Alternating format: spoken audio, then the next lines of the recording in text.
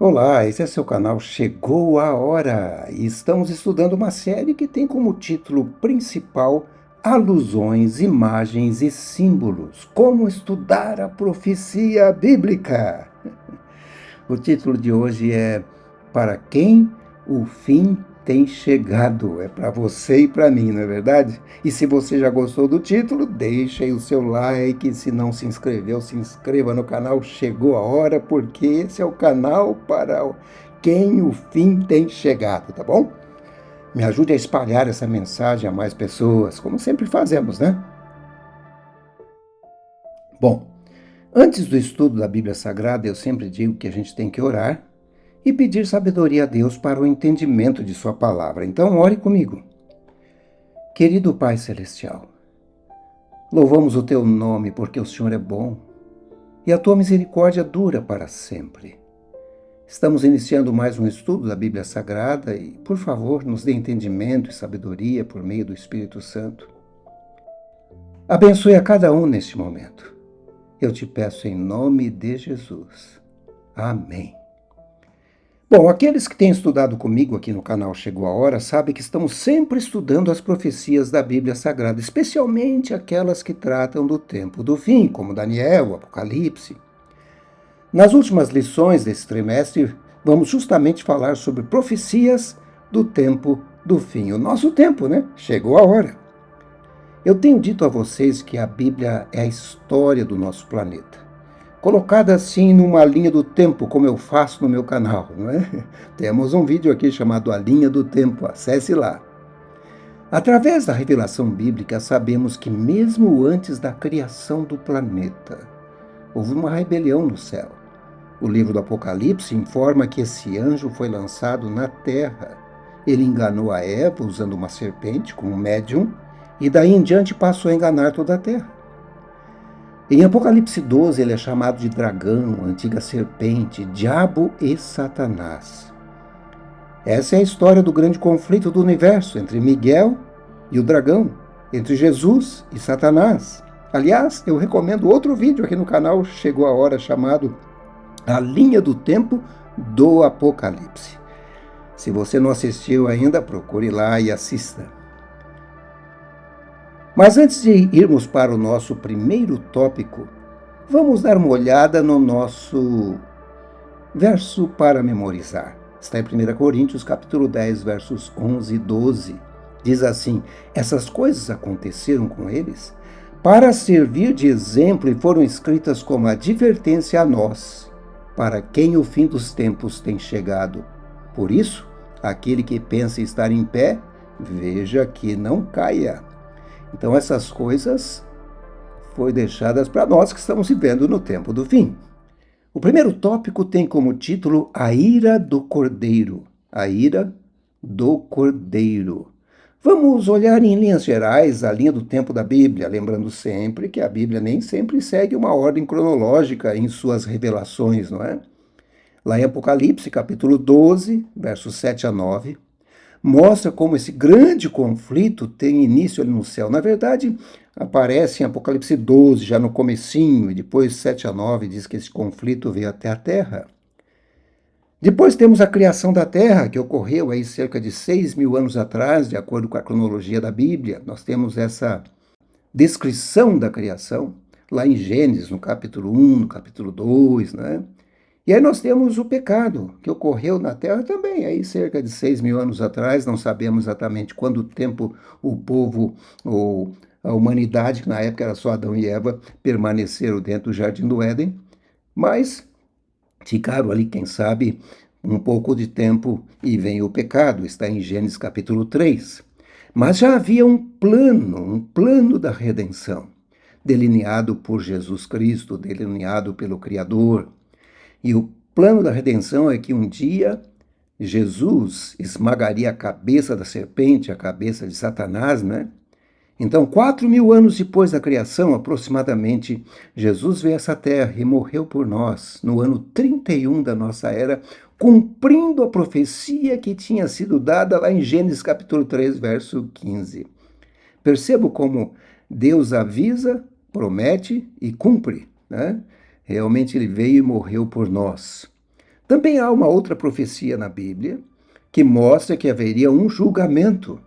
E esse julgamento, de acordo com a profecia de Daniel, capítulo 8, ela viria depois de um período de tempo. Nós temos aqui também um estudo de Daniel, capítulo 8, que eu acho que você deve assistir no nosso curso Daniel e o Grande Conflito, que mostra que esse julgamento se iniciou em 1844, portanto, há não muito tempo atrás, né?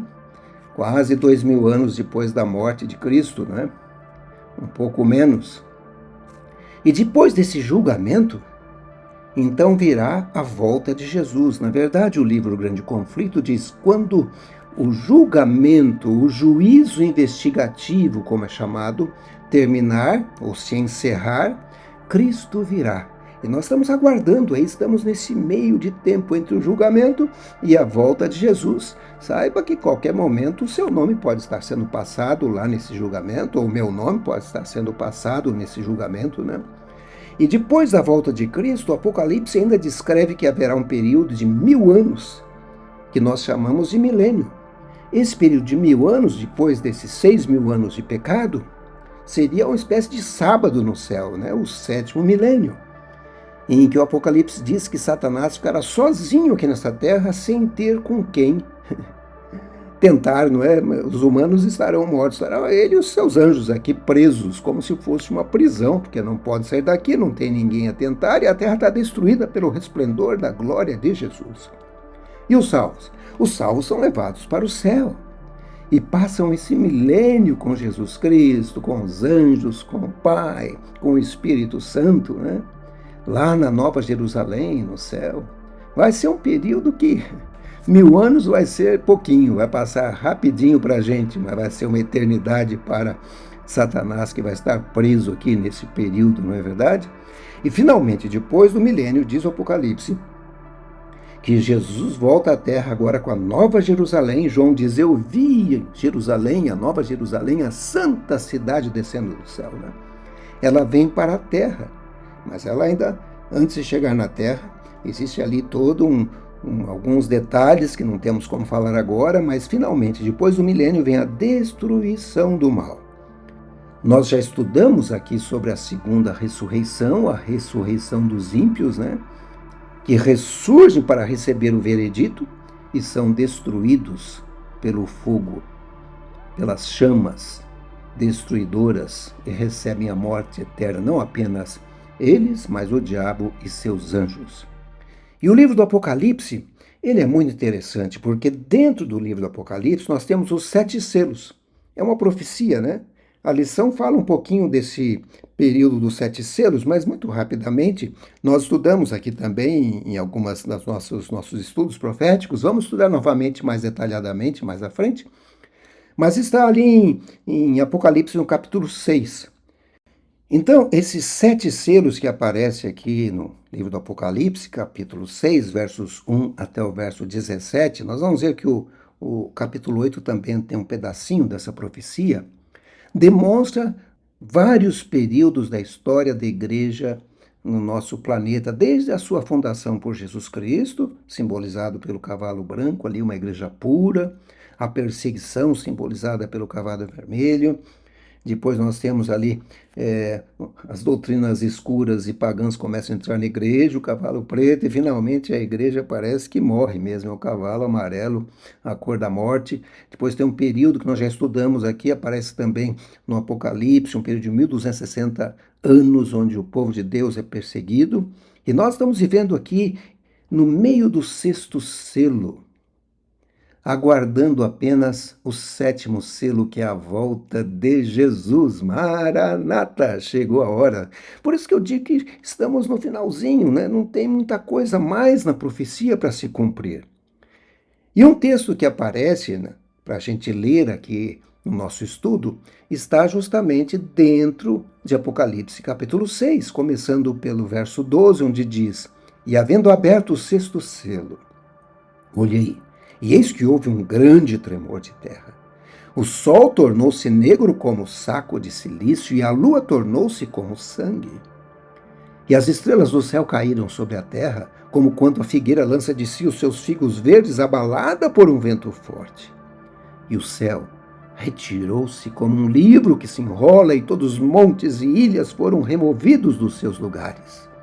E os reis da terra, e os grandes, e os ricos, e os tribunos, e os poderosos, e todo servo e todo livre se esconderam nas cavernas e nas rochas das montanhas. E diziam aos montes e aos rochedos: caí sobre nós, e escondei-nos do rosto daquele que está sentado sobre o trono e da ira do Cordeiro, porque é vindo o grande dia da sua ira. E quem poderá subsistir? Nós estamos aí nesse meio, aguardando justamente aqui na parte do verso 14. O céu retirou-se como um livro que se enrola, né? E aí Cristo está voltando, as pessoas que não aceitaram Jesus estão desesperadas e começam a dizer, querem a morte, né? Começam quase que a se suicidar, né? Cai sobre nós, escondei-nos, né? Chegou o dia da ira do Senhor, né? Já houve outros momentos em que a ira de Deus se manifestou e que Jesus apontou como sinal para nós que viveríamos os últimos dias ou no tempo do fim. O primeiro ponto que a lição menciona está em Mateus 24, versos 36 a 44. Diz assim, Jesus falando: E como foi nos dias de Noé, assim será também a vinda do Filho do Homem. Porquanto assim como nos dias anteriores ao dilúvio comiam, bebiam, casavam e davam-se em casamento até o dia em que Noé entrou na arca, e não o perceberam, até que veio o dilúvio e os levou a todos, assim será também a vinda do Filho do Homem. Jesus disse que assim como foi nos dias de Noé, seria no tempo de sua segunda vinda. Olhem que interessante, o mundo havia sido criado, os nossos primeiros pais pecaram e tiveram que deixar o jardim do Éden. Adão viveu 930 anos, quase 1000 anos. Parece muito, não é verdade? Mas para Deus, de acordo com o apóstolo Pedro, teria passado menos de um dia. Ele diz assim, mas amados, não ignoreis uma coisa, que um dia para o Senhor é como 1000 anos, e 1000 anos como um dia. E a lição faz o seguinte comentário. Jesus apontou para o dilúvio a fim de nos advertir de que a sua segunda vinda será uma surpresa para muitos. Assim como o segundo advento, o dilúvio não foi uma surpresa para o mundo por falta de informação.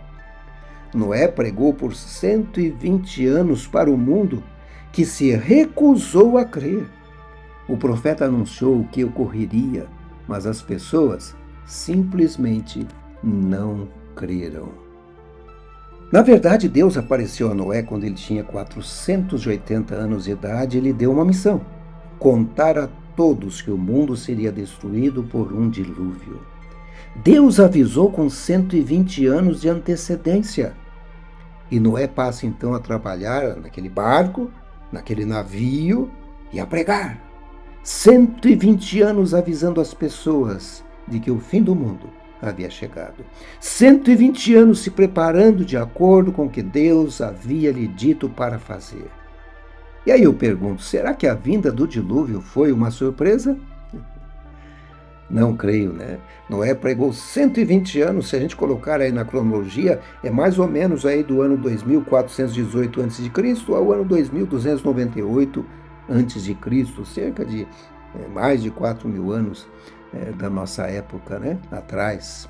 E finalmente o dilúvio aconteceu 1656 anos depois da criação, ou aproximadamente aí no ano 2298 a.C. Vem o dilúvio, que dura um ano. Aliás, é impressionante como existem datas nesse período, datas assim de tempo, né? Deus sempre usa o tempo, 40 dias de chuva, né? Um ano do dilúvio. Ele vai contando o que acontece, né? Mas antes disso, Noé pregou. Nós temos o nosso próximo tema aí, o evangelismo de Noé. Ele teve 120 anos para alertar o povo, e o povo teve 120 anos para tomar sua decisão, não é? E Jesus disse que a situação do mundo no tempo de Noé seria semelhante ao que o mundo seria encontrado por ocasião da segunda vinda de Cristo, o nosso tempo, não é? Eu até tenho um vídeo aqui no canal, cujo título é Como nos Dias de Noé. Eu aconselho você a assistir. Assista lá, você vai gostar. A escritora Ellen White diz que o tempo de Noé prefigura a presente era. Cristo nos conta que assim como foi no tempo de Noé, assim também será nos dias que imediatamente precedem seu aparecimento nas nuvens dos céus. A natureza humana em nossos dias, não influenciada pelo Espírito de Deus, é a mesma como foi na época de Noé. Eu posso imaginar como Noé e sua família foram ridicularizados quanto mais passava o tempo. Hoje não é diferente não, viu, gente? Eu digo chegou a hora, alguns riem. Isso que não chegou não. Vai demorar. Existem aqueles que zombam, que acham loucura ter fé na segunda vinda de Cristo, e tem aqueles que acreditam, mas não agora, né? Daqui a uns 100 anos ou mais. Mas quando você compara as condições morais da época do dilúvio e as atuais, nós veremos que não há grande diferença. Tudo indica que chegamos ao tempo do fim. Eu tenho olhado aí no YouTube vários vídeos sobre o dilúvio, né? Eu até separei aqui alguns desses vídeos. Um deles diz assim: os dias de Noé chegaram. Você quer entrar na arca dos últimos dias e obter a proteção de Deus junto com sua família? É muita gente que está avisando, né? Um outro diz assim como Noé, nós estamos avisando, o tempo está se esgotando, a porta ainda está aberta. O outro diz assim: não foi de surpresa, todo mundo foi avisado, hoje a história se repete. E tem ainda um outro vídeo que diz: os dias de Noé voltaram. E eles têm razão, né? Então, como eram os dias de Noé? Porque se a gente analisa os dias de Noé e compara com os de hoje, a gente vê se realmente estamos vivendo nos últimos dias, não é verdade? Vamos ler alguns textos do livro de Gênesis. Gênesis capítulo 6, verso 2 diz: vendo os filhos de Deus que as filhas dos homens eram formosas, tomaram para si mulheres, as que entre todas, mais lhes agradaram. Então, na época de Noé, havia promiscuidade, havia luxúria, havia sexo sem compromisso. E o que vocês acham? Parece os dias de hoje? Existe um livro chamado Patriarcas e Profetas, onde menciona um pouco mais esse detalhe da época de Noé. E ali Ellen White diz que a poligamia fora logo introduzida, contrária às disposições divinas dadas ao princípio. O Senhor dera a Adão uma só esposa. Nem a relação do casamento, nem os direitos de propriedade eram respeitados. Quem quer que cobiçasse as mulheres ou as posses de seu próximo, tomava-as pela força. E hoje temos de novo promiscuidade, luxúria, sexo sem compromisso, não é verdade? Uma outra coisa que acontecia naquela época, aparece neste livro também, Patriarcas e Profetas, ali diz: procuravam tão somente satisfazer os desejos de seu orgulhoso coração e folgavam em cenas de prazer e impiedade. Não desejando conservar a Deus em seu conhecimento, logo vieram a negar a sua existência. Será que é diferente hoje? Gostavam de cenas de prazer e impiedade. Hoje também pessoas gostam dos filmes violentos, né? O que mais? Se tornaram ateus? Temos também gente dizendo hoje em dia que Deus não existe, né? Uma outra coisa que aparece no livro Patriarcas e Profetas, na página 92. Deleitavam-se na destruição da vida de animais e o uso da carne como alimento tornava-os ainda mais cruéis e sanguinolentos, até que vieram a considerar a vida humana com espantosa indiferença. Deus criou o ser humano como vegetariano naquele período, né?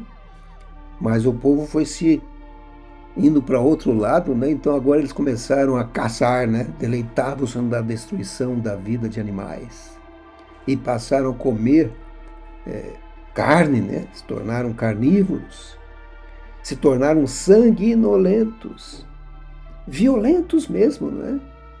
Veja que uma pessoa, quando vai matar um animal hoje em dia, eu digo um frango, uma vaca, sei lá, um animal para se alimentar, né? Primeira vez que mata um animal, ele sente muita dó, né? Depois vai ficando algo corriqueiro, a mesma coisa com um bandido quando assassina uma pessoa, né? As pessoas foram se tornando dessa maneira e hoje em dia parece que a coisa está do mesmo jeito, né?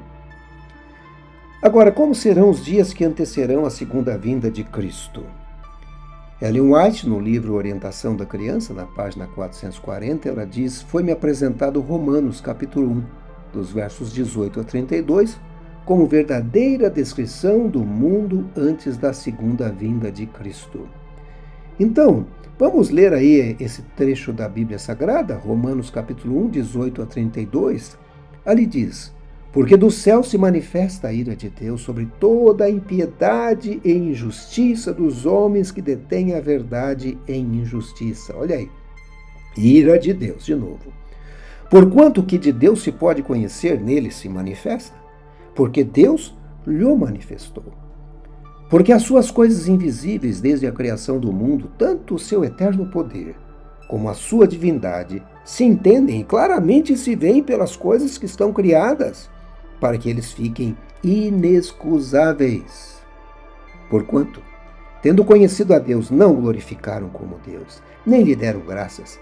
Antes, em seus discursos se desvaneceram e o seu coração insensato se obscureceu. Dizendo-se sábios, tornaram-se loucos. E mudaram a glória de Deus incorruptível em semelhança da imagem de homem corruptível e de aves, e de quadrúpedes, e de répteis. Por isso também Deus os entregou às concupiscências de seus corações, à imundícia, para desonrarem seus corpos entre si. Pois esses mudaram a verdade de Deus em mentira, e honraram e serviram mais a criatura do que ao Criador, que é bendito eternamente. Amém! Por isso, Deus os abandonou às paixões infames, porque até as suas mulheres mudaram o uso natural, no contrário à natureza. E semelhantemente também os homens, deixando o uso natural da mulher, se inflamaram em sua sensualidade uns para com os outros, homens com homens, cometendo torpeza e recebendo em si mesmos a recompensa que convinha ao seu erro. E como eles não se importaram de ter conhecimento de Deus, assim Deus os entregou a um sentimento perverso para fazerem coisas que não convêm. Estando cheios de toda iniquidade, fornicação, malícia, avareza, maldade, cheios de inveja, homicídio, contenda, engano, malignidade, sendo murmuradores, difamadores, aborrecedores de Deus, injuriadores, soberbos, presunçosos, inventores de males, desobedientes aos pais e às mães, nécios, infiéis nos contratos, sem afeição natural, irreconciliáveis, sem misericórdia, os quais, conhecendo o juízo de Deus, que são dignos de morte, os que tais coisas praticam, não somente as fazem, mas também se agradam dos que as fazem. E aí, parece os dias de hoje? E a lição comenta que Paulo apresentou uma longa lista de pecados humanos que poderia ter sido escrita com base nos jornais de hoje. Como são os dias de hoje? Como é o dia que a gente vê nos jornais, nos noticiários, na televisão? A gente percebe aí que há a promiscuidade, a luxúria, o sexo sem compromisso, não é verdade? Nós vemos também que nos dias de hoje as pessoas gostam de cenas de prazer, né? A pornografia está imperando aí, né? Impiedade, ou seja, morte, violência, assassinato. E quantos se tornaram ateus, não querem saber de Deus? E a alimentação? A alimentação se tornou um desastre, né?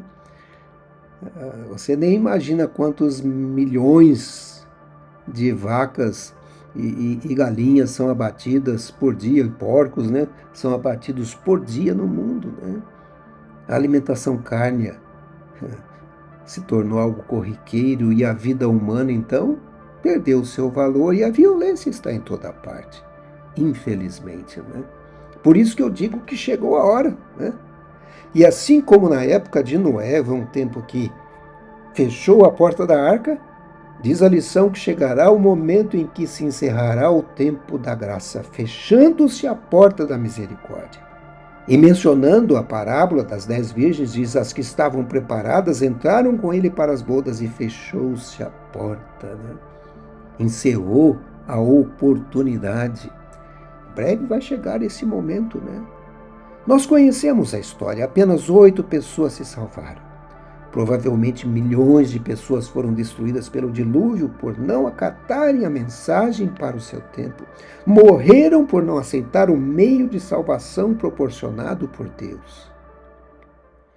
O nosso próximo tópico fala de 2 cidades que também foram colocadas como exemplo para nós que vivemos agora nos últimos dias, no tempo do fim. É a história de Sodoma e Gomorra. A história de Sodoma e Gomorra. Vamos ler o texto de 2 Pedro, capítulo 2, verso 4 a 9. Porque se Deus não poupou aos anjos que pecaram, mas havendo-os lançado no inferno, os entregou às cadeias da escuridão, ficando reservados para o juízo, e não perdoou ao mundo antigo, mas guardou a Noé, a 8ª pessoa, o pregador da justiça, ao trazer o dilúvio sobre o mundo dos ímpios, e condenou à destruição as cidades de Sodoma e Gomorra, reduzindo-as a cinza, pondo-as para exemplo aos que vivessem impiamente.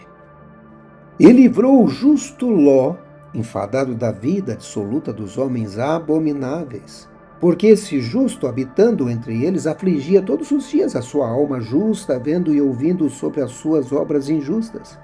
Assim sabe o Senhor livrar da tentação os piedosos e reservar os injustos para o dia do juízo, para serem castigados. E Judas, capítulo 1, verso 7, diz também: assim como Sodoma e Gomorra e as cidades circunvizinhas, que havendo-se entregue à fornicação como aqueles, e ido após outra carne, foram postas, por exemplo, sofrendo a pena do fogo eterno. E a lição comenta que a Bíblia não é dirigida principalmente à sociedade como um todo, mas ao povo de Deus. E quando vemos pecados hediondos, descritos em passagens como Apocalipse 13, 17, isso é uma advertência de que nós também podemos cair nessa armadilha, não é? E sermos julgados pelo juiz de toda a terra, que é o nosso próximo tópico, né? O juiz de toda a terra. O juiz de toda a terra. Existe um texto que gosto porque reflete a maneira de Deus agir em toda a Bíblia. Ele está em Amós capítulo 3, verso 7, e eu quero ler com vocês. Diz assim: certamente o Senhor Deus não fará coisa alguma sem ter revelado o seu segredo aos seus servos, os profetas. Deus sempre avisa o que vai fazer através dos seus servos, os profetas. E foi assim também antes da destruição de Sodoma e Gomorra. Notem como a Bíblia registra essa revelação de Deus a Abraão. A história está relatada em Gênesis capítulo 18, versos 17 a 32. Eu vou ler apenas alguns versos, mas está ali o Senhor conversando com Abraão. E disse o Senhor: ocultarei eu a Abraão o que faço, visto que Abraão certamente virá a ser uma grande e poderosa nação, e nele serão benditas todas as nações da terra? Disse mais o Senhor: porquanto o clamor de Sodoma e Gomorra se tem multiplicado, e porquanto o seu pecado se tem agravado muito, descerei agora e verei se com efeito tem praticado segundo o seu clamor, que é vindo até mim, e se não, sabê-lo-ei. Na verdade, Deus estava falando uma linguagem que Abraão poderia entender, né? E o verso 22 diz que Abraão ficou ainda em pé, diante da face do Senhor, e começa a conversar com Deus. E diz: e chegou-se a Abraão, dizendo: destruirás também o justo com o ímpio? Se porventura houver 50 justos na cidade, destruirás também, e não pouparás o lugar por causa dos 50 justos que estão dentro dela? Notem que Abraão estava intercedendo pela cidade, não é? E ele disse: longe de ti que faças tal coisa, que mates o justo com o ímpio, que o justo seja como o ímpio longe de ti. Não faria justiça ao juiz de toda a terra?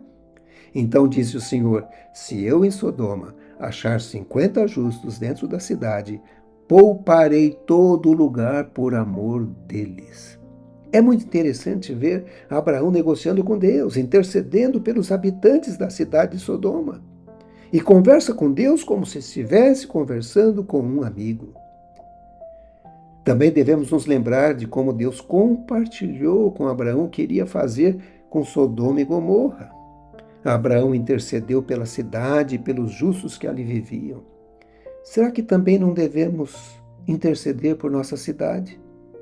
Você já orou por sua cidade, pelos líderes de sua cidade? Já orou por seu bairro? Já orou por aqueles que vivem em sua rua? Já orou por seus vizinhos? Interceda pelas pessoas da sua cidade. Ellen White diz que o amor pelas pessoas a perecer inspirava a oração de Abraão. Ao mesmo tempo em que os pecados daquela cidade corrupta eram repugnantes para ele, desejava que os pecadores fossem salvos. Seu profundo interesse por Sodoma mostra a ansiedade que devemos experimentar pelos impenitentes. Devemos alimentar ódio ao pecado, mas piedade e amor para com o pecador. O espírito de Abraão era o espírito de Cristo. Hoje vivemos também um tempo em que o julgamento já começou, pois Deus já revelou. Pois Deus já revelou isso aos profetas. Nós vimos lá no profeta Daniel, né? Assista lá, Daniel e o grande conflito. Dentro do canal Chegou a Hora. Nós vamos relembrar agora rapidamente alguma coisa que a gente estudou lá em Daniel capítulo 8, né? 7, 8, 9. Dá uma estudada nas profecias daquele período, né? Vamos falar do próximo tópico, que fala sobre o juízo. É o juízo pré-advento. Alguns chamam de juízo investigativo, mas é pré-advento porque ocorre antes da volta de Jesus. Justamente para separar o joio do trigo, né? Os ímpios dos justos. E isso está ocorrendo hoje no céu. O juízo pré-advento. As profecias de Daniel nos ajudam a nos situarmos no tempo. Através das profecias, sabemos em que tempo estamos vivendo. E no caso do juízo ou julgamento, especialmente os capítulos 7 e 8 de Daniel, nos ajudam a conhecermos um pouco sobre esse juízo. Lembra do capítulo 7? É aquela profecia dos animais diferentes, né? Um leão alado, depois nós temos um urso com 3 costelas na boca, depois temos um leopardo de 4 cabeças e 4 asas, e um animal terrível, espantoso, com 10 chifres, né? E vem ali o chifre pequeno. Ou seja, nós estudamos essa profecia, ela demonstra os períodos dos reinos na terra, até o período em que Roma papal estaria dominando sobre a terra, que foi um período de 1260 dias proféticos, como aparece em Daniel capítulo 7 e Apocalipse capítulo 12. E nós identificamos esse período como indo do ano 538 a 1798. Assista lá, que vale a pena conhecer essa profecia, né? Daniel 7, 9 e 10, falando desse juízo que ocorre depois desse período, agora chamado no tempo do fim, Daniel diz assim: enquanto eu olhava, tronos foram postos no lugar e um ancião se assentou. Sua veste era branca como a neve, o cabelo era branco como a lã, seu trono ardia em fogo e as rodas do trono estavam todas incandescentes. E saía um rio de fogo de diante dele, milhares de milhares o serviam, milhões e milhões estavam diante dele. O tribunal iniciou o julgamento e os livros foram abertos.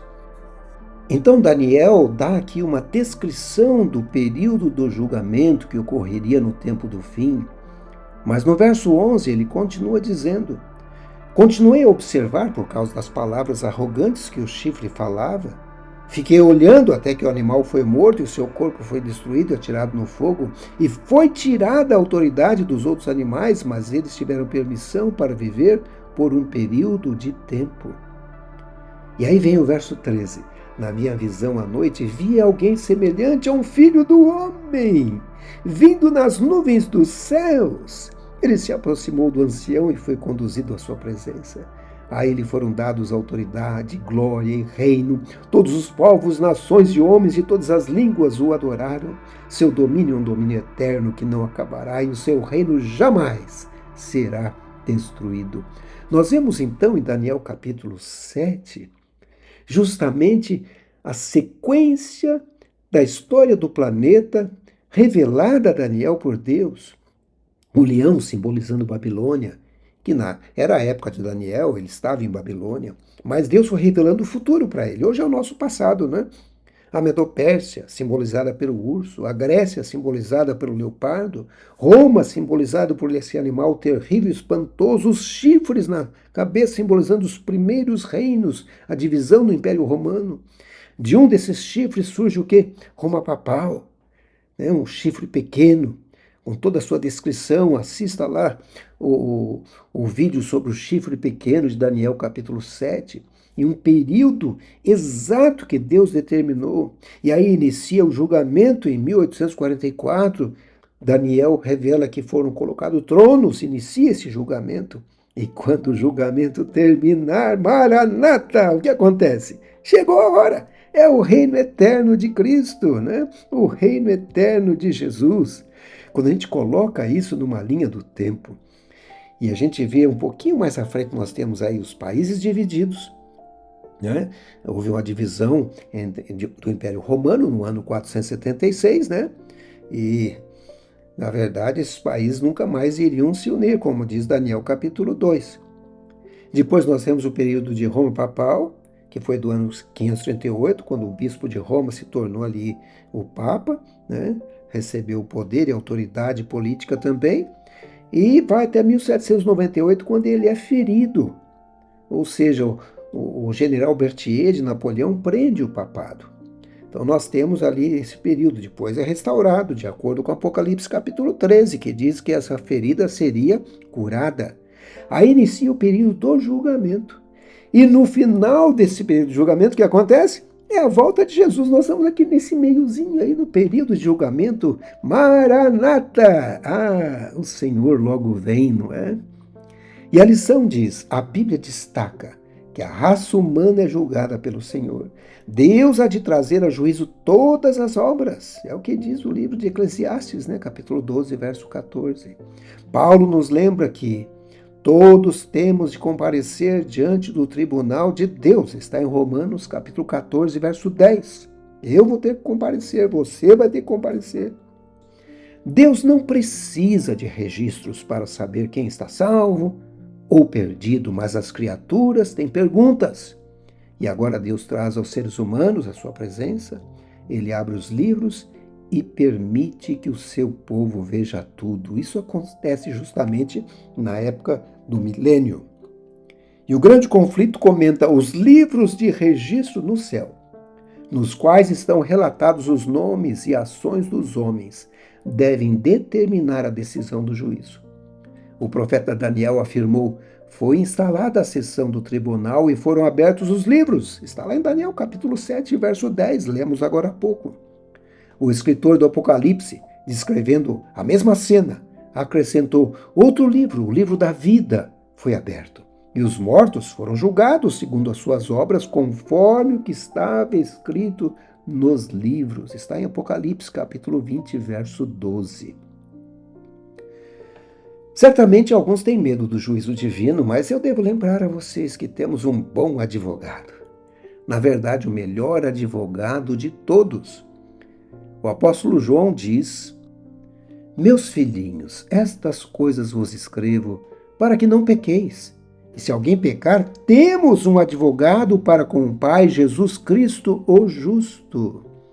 E ele é a propiciação pelos nossos pecados, e não somente pelos nossos, mas também pelos de todo o mundo. O livro Profetas e Reis diz que com sua própria força o ser humano não pode enfrentar as acusações do inimigo. Está perante Deus, com as vestes manchadas de pecado e confessando sua culpa. Mas Jesus, nosso advogado, apresenta uma eficaz alegação em favor de todo aquele que, pelo arrependimento e pela fé, confiou o coração a ele. Cristo defende sua causa e, mediante os poderosos argumentos do Calvário, derrota o acusador. Que você e eu estejamos ao lado de Jesus no momento de nosso julgamento.